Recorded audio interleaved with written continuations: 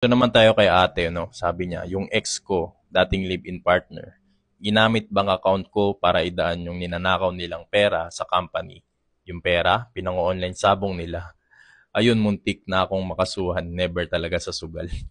Tawa ako kasi muntik pa makasuhan si ate dun sa ginawa ng ex-boyfriend niya. I'm happy din po na nalagpasan nyo na rin yung struggle nyo dati. At ito rin po yung pinaka-sign na lulong talaga ang isang tao. Gagawa ng illegal, makabawi lang sa talo. Yung sugal din talaga ay ilalapit ka unti-unti sa jablo. Marami na rin nawasak na pamilya at mga pangarap na nasisira. First, yung mga nagpakamatay dahil dito. Yung mga hindi marunong magnakaw, natututo na. Yung mga dating may ipon, nangungutang na. Yung mga dating may bahay, nangungupahan na. At yung pinakasikat ngayon, yung mga dating nakakotse, nakabike na lang. Yung dating pamilyang sobrang saya, ay nagkawatak-watak na. Itong kinukwento ko po ay totoo pong nangyayari ngayon. At marami po talagang nakukulong ngayon dahil sa illegal na ginagawa nila, makapagsugal lang. Dahil sobrang dali na rin talagang magsugal ngayon. Kaya kung ikaw ay may maayos pa rin na pamilya at maayos na trabaho, habang maaga pa, tumigil ka na. At lagi ko pong uulit-ulitin, wala po talagang nananalo sa sugal.